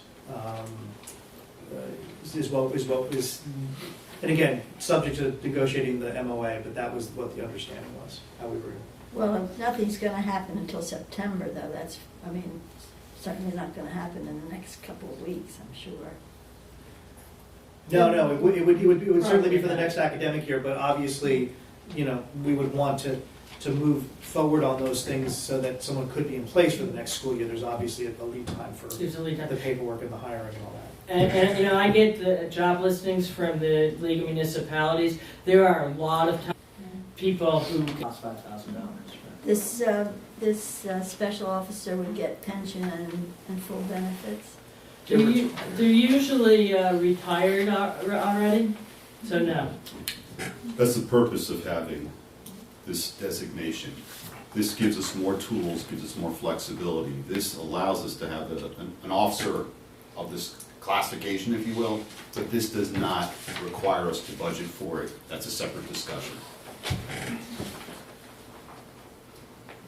Are there any other comments, questions? Would there be overtime involved with these contracts with these officers? Would No. there be, let's say, extra jobs offered to our local police department to, let's say, provide protection? No. And that would be at the discretion of the school, whether they feel there's an after-school threat, for... It would be up to the school. The school pays for this officer. But, I mean, for clarification, he is an officer in our department under the jurisdiction of our police chief. It would just, there's a consultation with the staffing needs, with what the school needs, but it is a borough officer. And Chief Rattell made that clear when we first talked about this a couple months ago. Yeah, I heard some of the discussion. is there any conversation about, like, would there have to be a car available for this person, or not, since they're in the school all day? I don't think we got to I don't think that would be part of the memorandum of understanding. Oh, would it? Yeah. We'll give them one of our cast stops if we have to. We're good at doing that. Are there any other comments, questions? We could have a motion to close the public hearing. So moved. Second. Sally? Mr. Dashna? Yes. Ms. Jones McCormick? Yes. Mr. Gorman? Yes. Mr. Harris? Yes. Ms. Peterson? Yes. Mr. Runyon? No. You don't want to close the public? Oh, yes. Sorry. All right, the public hearing is now closed. Okay, if we could have a motion to adopt ordinance 2019-10 on the second reading? Can we? So you gotta move. We have to move it first. So moved. Second. Now you can talk. Now you can talk. Council comments, please. Well, I'm just looking at the language for the amendment to the ordinance, and I'm curious why the security would include non-public schools. Non-public school students. So if we have teams that come from a private school and they do play sports together, we would still be responsible for making sure they're safe in the school. Okay, it's not exactly clear in the ordinance. It says providing security at a public or non-public school on the school premises during hours when the public or non-public school is normally in session or when it is occupied by public or non-public school students or its teachers. Yeah, so to me that says that it's the facility. So when there are people that are in the facility, so I understand maybe it's not specifically speaking to, those types of events and specifically to visiting, potentially private school students. It is still restricted by the on the grounds. It also preserves the ability, were our school district to rent out space to a non-public entity, the blanket of security provided could be extended. So we're going to commit public tax dollars to patrol non-public schools? We're creating the position that's for schools, and it just happens to be that this is there are students that are enrolled in other schools who may be in the building for various reasons. Yeah, this officer's not gonna go. It gives broad approvals for the use of an officer designated as a special law enforcement officer. And it is separate from the retirement and pension, because we're looking at an officer typically who, this could be someone who is already retired. That's the We've been dealing with the Borough for shared services, for paying for it, for all those other things, which clearly, I don't see that happening at any point, but, it could, theoretically, somebody could decide to open up a private school in town, and then they could come to us and say, we want an officer there, and then we would have that conversation about, well, you're gonna pay for it. Right, so this is the job description of the officer. It could also be a charter school, which would Those are be public. receiving public money. So this could turn out to be, charter schools. Charter schools are It's a public. public school. Yeah. I say it could turn out to be several officers, then, that's what you're saying. One person can't do it all. Well, no, but right now we're creating one position. The language of powers and duties is language that is common, that's used in these things, is what I understand. Yeah, currently this type of officer is not permitted in the borough, and we're allowing this type of officer to be hired. So it's a flexible framework. Ultimately, the commitment is in the memorandum of understanding, which comes back to the same body to vote on. Back to the same And body. that's the commitment of monies, That's the which you'll have the opportunity to. Exactly. Thank you. And Meriton Township is ahead of us a little bit on this. I did spend some time with Superintendent McGann on the phone this morning because I had some specific questions and concerns. Mayor Driver did address the issue of competitiveness, the fact that there's a lot of schools looking for this type of officer, and I do not, it's such an important, if we're to take this step, it's such an important relationship to get the right person into this position. So talking through with her about some of the specifics of that the hiring will be done by Chief Rotella in consultation with the board, and that's how they've negotiated those specifics with Meriton Township so far. So they're taking it very, very seriously, and again, it's only a year contract, so heaven forbid it's the wrong fit. There is flexibility for those sorts of things, and I was very impressed with how serious she was taking it, and that level of detail that they were getting into, and that we will have that chance to get into with the memorandum as well. Any other council comments? Yeah, I want to say I'm not swayed by the argument that we have great demand for this type of role and we have to get in soon. We've heard that with 2 dogs already, and 1 dog is already a dog for us.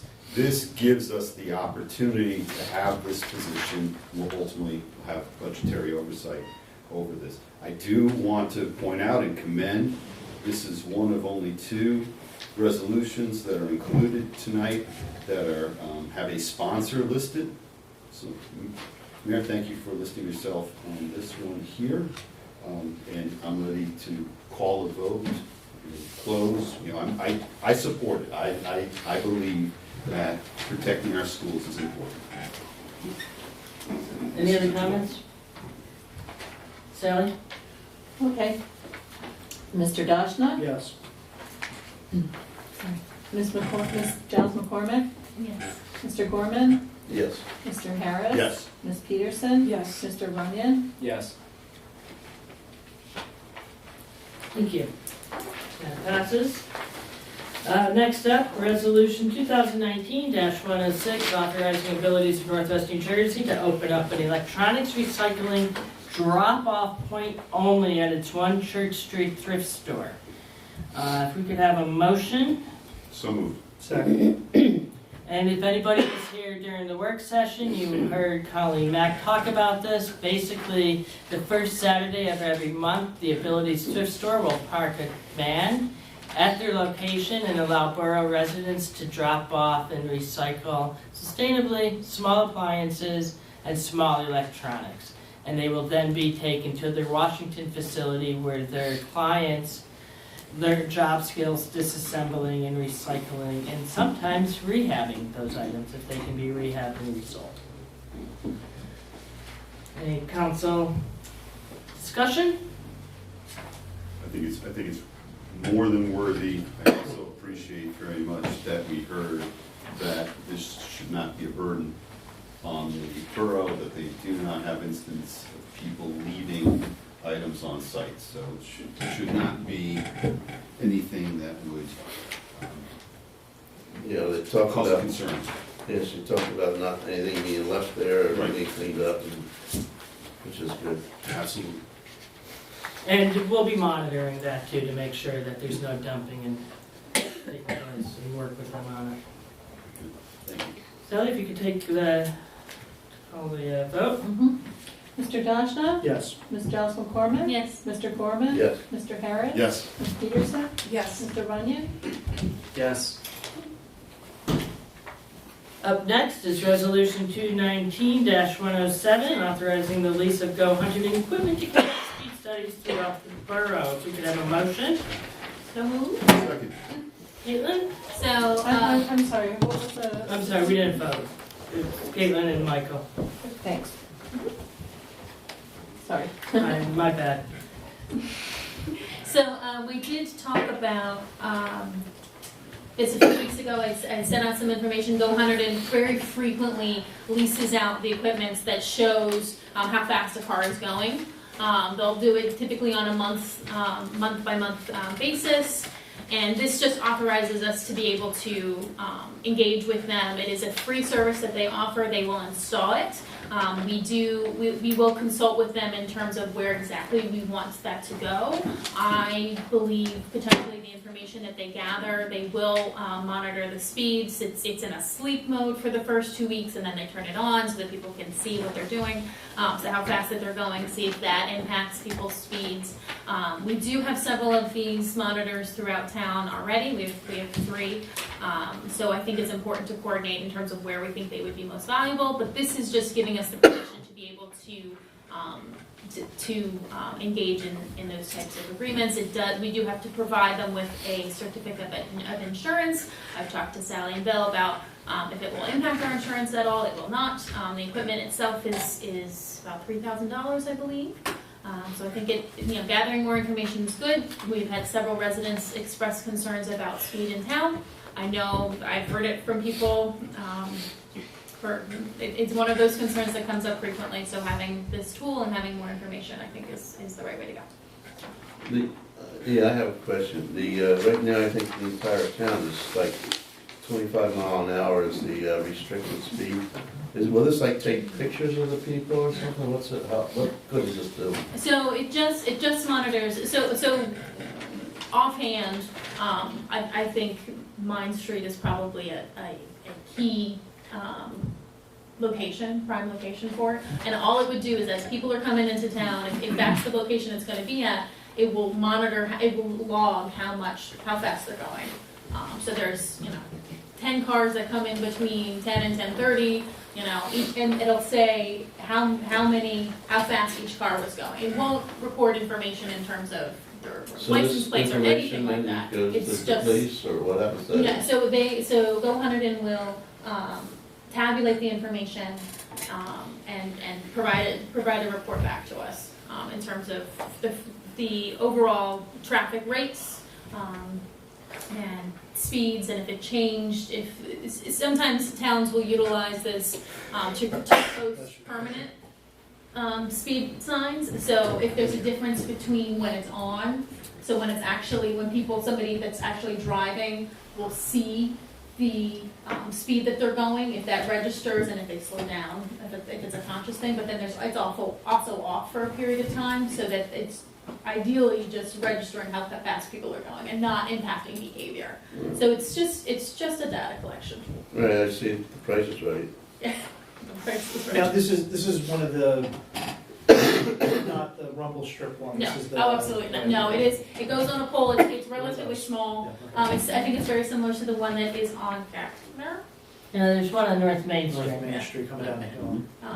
We should probably put one going up North Main Street for those folks who think they're driving a Model T and need to get a running start to make it up the hill. So which one was it? It's on the street? You're not supposed to go 50 to get a running start? Yeah, it's pretty. Well, there was also, I was just going to say, there was also a concern raised at a recent meeting about by the middle school on Allen Street. Yes. I think that was something we want to fix. Yeah, I think there's several prime locations, and we can determine. This just authorizes us to engage with them, and we can have further discussion about, and maybe multiple places. Any other council comments? I'm just looking forward to the data being used. That sells me, thank you. Do you know if the ones that are permanent collect the data? Oh, that's not. I have no idea. Currently, they do not. About 2 councils ago, the town stopped paying for the monitoring services. Thank you. Each of the small boards were, the ones on North Main Street and Capitol Street were $750 a year, and the large board that we move around with speeds was $1,500 a year. Thank you. That did speed studies. Appreciate that. They're currently offline. Sally, if you'd call a vote. Mr. Dashna? Yes. Ms. Delson McCormick? Yes. Mr. Gorman? Yes. Mr. Harris? Yes. Ms. Peterson? Yes. Mr. Runyon? Yes. Up next is Resolution 2019-108, authorizing the closure of certain streets for the Memorial Day Parade of this year on May 27th, 2019. We do it every year. The VFW sponsors it, and this just lets us close the streets. I move second. I can't do both sides. Pick one, Sally. I got it. All right. Council discussion? Sally, if you call a vote, please. Mr. Dashna? Yes. Ms. Delson McCormick? Yes. Mr. Gorman? Yes. Mr. Harris? Yes. Ms. Peterson? Yes. Mr. Runyon? Yes. Everybody loves a parade. Last up, 2019-109, authorizing participation in the Hunterdon County Cooperative Pricing System. This was discussed a couple of meetings ago, and we had a woman here from Concord Energy at the invitation of Councilman Chris Runyon to talk about entering into a shared service agreement with the county and other towns to buy electricity as a group. If we could have a motion and a second, and Chris will have the floor then. So moved. Second.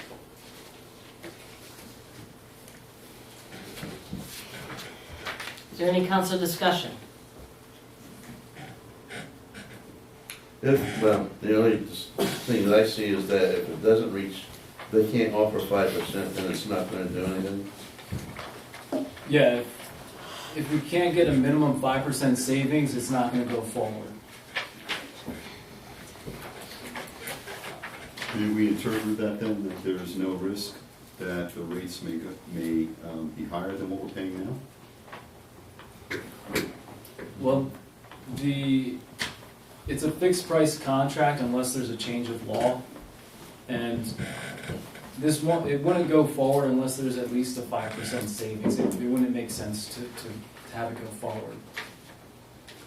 So it's not gonna increase rates. No, it shouldn't increase rates. The only way in which rates could change under the contract would be if there's an actual change in state. And it's a 2-year contract? So it's up to a 24-month contract. The participation form that this resolution is authorizing us to sign is binding if the county accepts the pricing. 4 or 5 municipalities have already sent back the agreements. Concord, which is the facilitator or the consultant on this, won't recommend this unless there's at least a 5% savings. The pricing in summer and contract would start when the county contract ends in October 2019, at which point we will be notified of the supplier and the individual savings projections. And I'm just going off some of my other notes just to give the public a little bit more information on this.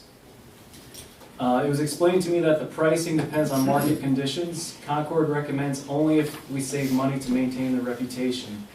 They wouldn't recommend just to recommend. It depends on the marketing conditions. They will wait for the right time if the savings are under 5%.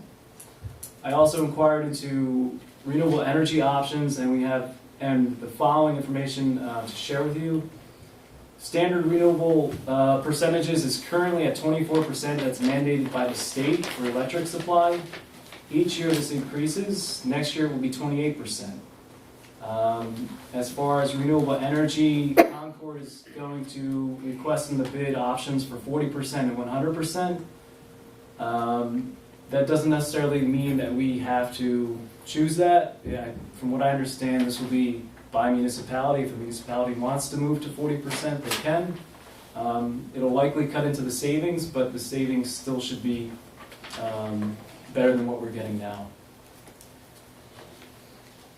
And if you want just one example, in 2018, Hudson and Essex counties, along with Passaic and Sussex counties, participated in the Passaic County Energy Regional Cooperative Pricing System, which will save the counties and municipalities more than $3 million over the next 2 years, with a renewable energy product that includes 30% renewable content. The aggregation program and its inclusion of renewable energy saves participating towns money while providing convenient access to low cost renewable energy. So essentially what this is an energy co-op that takes advantage of economies of scale, grouping county municipalities together to try and get a bid for lower costs on electric. And this would be only for municipality, government buildings, street lights, things of that nature. It wouldn't be for residents.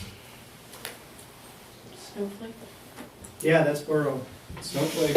Snowflakes is Borough, and the other one that believe it or not, well, I mentioned this in the last library board meeting, and the electric bill for the library over the summer months for the air conditioning is substantial relative to the budget for the library. And so anything we can do to save money there would certainly be appreciated. Hopefully the new HVAC systems. That's what we're hoping. They're no longer 30 years old, so. Paid for by grant money. So we're looking at a minimum of 5% savings and options to look at different configurations of more potentially renewable energy, and we can decide that. Correct. At the time. Less than 5%, this won't move forward. Have my support. Any other council comment? Sally, if you call the vote, please. Mr. Dashna? Yes. Ms. Jocelyn McCormick? Yes. Mr. Gorman? Yes. Mr. Harris? Yes. Ms. Peterson? Yes. Mr. Runyon? Yes. That brings us to our second public comment session. 3 minutes each. Try to keep it under 30 minutes if we can. Ms. Gorman.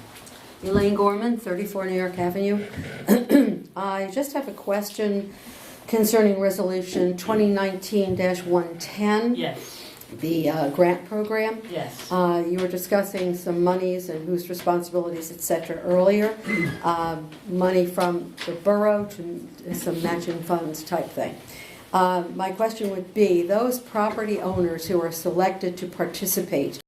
The original application, and this could be subject to change and we can change it, would be a 20% match for them. So if they wanted $10,000, they'd have to put up $2,000. They have to have some buy-in as well. So there's a 20% type of matching fund that's required from the property owner that we select to participate. If when we put the final program together, that would be correct. Thank you. Yeah, they have to have some skin in the game. That'd be like 4,000. So if it's 10,000, it'd be like 2,000. Oh, you said 10,000. Tony, is that a hand raising? Yeah, Mr. Kraft? Tony Prevett, 45 North Main Street. In relationship to the discussion there, I brought up in the first public comment, does the redevelopment committee here have an idea of when this open discussion that's still going on is going to end with Mr. Cust? And then following that, when will we sort of accelerate the process and try to set a final court date before a judge so that this thing can be put to an end? There has to be some sort of chronological time period where it's got to end. Otherwise, it just goes on forever. As far as I'm concerned, I don't even know if there's any stonewalling going on here with the preservationist group. I don't know. Because you're going so far, things look good. You know, nothing's really coming up, anywhere. You got to come to a meeting to find out. And then, like I say, I use the word collapse, and Lois is panicking. What are you using the word for? I'm using the word for it because things are going to collapse if we don't have a definite time period here. When is this open discussion going to end? Let's get it before the judge. Let's get a court date set up because there's going to be discovery on this, I guess. The judge is going to want discovery. This, and that. We got a streetscape that, okay, June 10th, it's going to start. We got this, but we got the project here.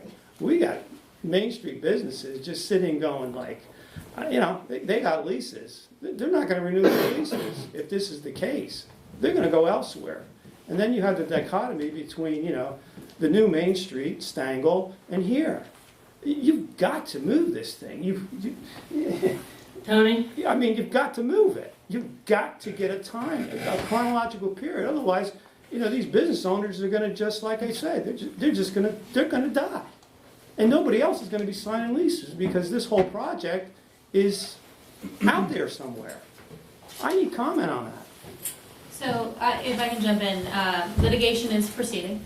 That avenue is proceeding. I don't believe we can speak specifically to our legal strategy, but just know that it is in good faith, and we have to continue to do that in good faith. But that that litigation aspect, that judge aspect, is happening. But we are going to be while that is happening. Jeff and I are going to be continuing the discussion informally between the two parties. And we are a party as well as the borough. So those discussions, so that time frame is there. That time frame is there in terms of there will be court dates, there will be discovery and things like that. That is proceeding. There's no final date when the judge is going to say, okay, court date, here we are, get before me, give me your discovery, let's get this moving. Is there a date in mind, a month, the end of June, beginning of July? What is it? Ms. Stewart. Lois Stewart, 26 Spring Street. First of all, I would like to correct the record. Lois Stewart did not respond to Mr. Previtt's mention of the word collapse. I never said a word, so I would like that clarified. My question is, what is the status of the impact study? I'll take that. There was a kickoff phone call on April 15th with Beacon and one of our redevelopment attorneys that I participated in. The redevelopment committee asked me, because of my professional expertise, to take point on that, and I'm happy to do so. They said at that time that it was going to be roughly 4 to 6 weeks until we had the preliminary something to do this first draft of something. So we're not there yet. I if I don't hear from them by the end of this week, which would be a month, it'll be I'm gonna be following up with them to just check in and see where things are at. So I don't have anything more than that on that, but it is moving forward. And, you know, as appropriate, as soon as we have information, it'll be coming out as, you know, as we have it. But you said first draft or something preliminary. Yeah. Does that provide the borough government body with enough information to make their decisions? Or do you have to wait until they take that preliminary docket and turn it into a... Not knowing what they're going to give us, I can't answer that question intelligently, I'm sorry. But the actual questions have not been developed or approved by the council yet. So that still has to come back to the council. So it looks like it's gonna be into June before you get anything then. I wouldn't say that. I'm hoping that within the next few weeks, I will have the ability to provide an update. I just, you know, they're working on it.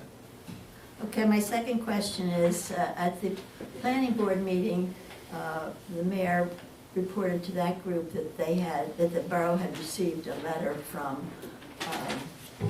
SHPO regarding Mr. Cust's progress on meeting their requirements.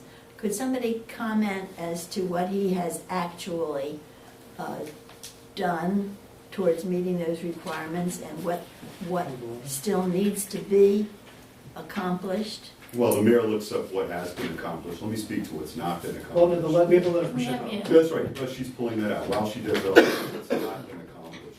What's not been accomplished has been securing the hotel. Remember, we've been told that the project saves the hotel. We also know that the hotel itself is required for the borough to sell its bank building, at least DIY building. So the focus, as I said previously, on the hotel building itself, that hasn't been an issue since March of last year when we were discussing this.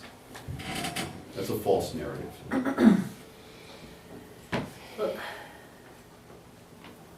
She's out of time. She's out of time. She's out of time. I mean, I know the buzzer rang, but I mean, I'm not It talking. did, it did. Can't you- Are there any other questions or Let comments? other folks if they want to.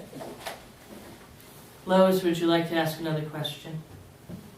I have the letter, the Friends of Historic Flemington were CC'd on that letter I referred to in the planning board, I believe. So I would think that as a board of trustee member, you would have a copy of that.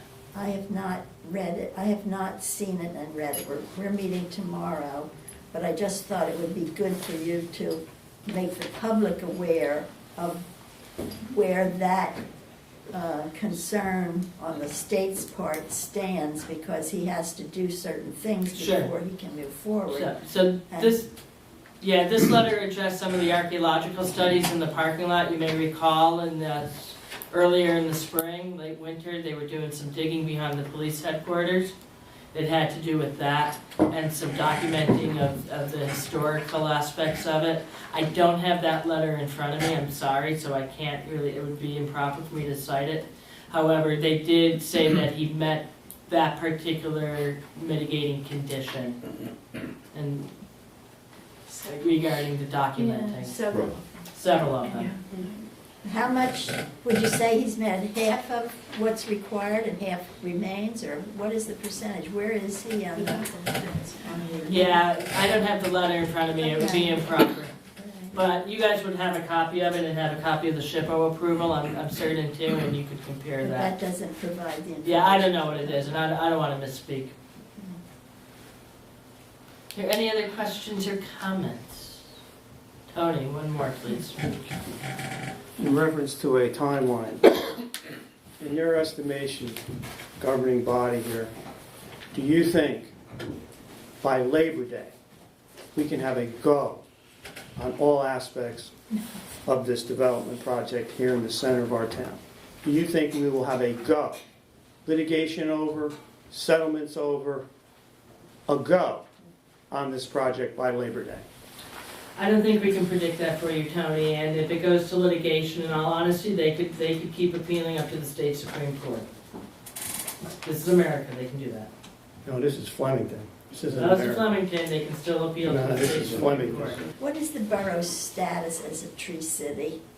I thought there was some talk that we're no longer meeting the requirements of tree city, but I noticed that the sign is still up down Yeah, for so last year, the application was never submitted under the previous administration, and they did send us a note, and I think, Chris, I passed it on to you, because you're in the shade tree, and Councilman Gorman. Someone on Shade Tree is actively addressing. Pardon? Someone on Shade Tree is actively addressing. But we accreditation. did fall out of the requirements to, I don't know if we fell out. Let's say we fell out. We just didn't get the paperwork back in last year on time, but I don't think we've been removed. They haven't come and confiscated our signs yet. okay. And the other, I wanted to ask, are the taxes on the hotels 78 Main and 82 Main paid up to date, and that includes May 1st? I have not checked. I can check with Rebecca tomorrow and get back to you on that. Rebecca's away until Friday. I will check on the website and get back to you on that. I will call you tomorrow. I just would like to know if the property. He had been paying and staying up to date on everything, so I would presume yes, but I'll double check. Well, one is now owned by Mr. Cust, I believe, is it not, 82 Main? Mr. Cost, I believe, owns everything but the hotel at this Absolutely. point, except for the borough-owned building and the hotel. Thank you. You're welcome. Any other comments, questions? How's the North End doing, development-wise? It's gonna be an exciting time for you, Tony. Do we have an attorney's report? Nothing. No, okay. So let's go ahead, if we could have a motion to pay the bills. So moved. Second. Mr. Dashna? Yes. Mrs. Charles McCormick? Mr. Gorman? Yes. Mr. Harris? Yes. Ms. Peterson? Yes. Mr. Bunyan?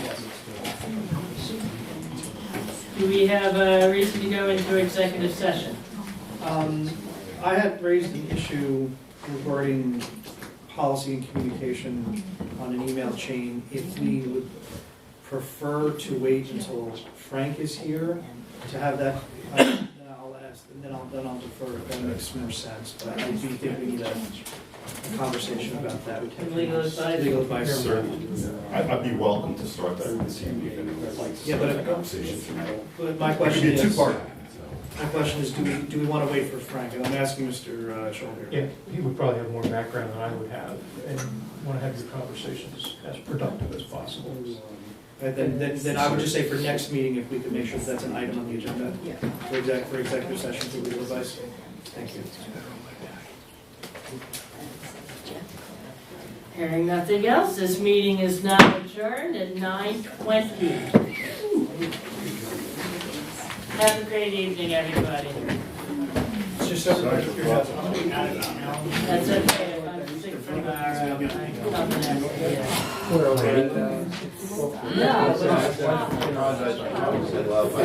Yeah.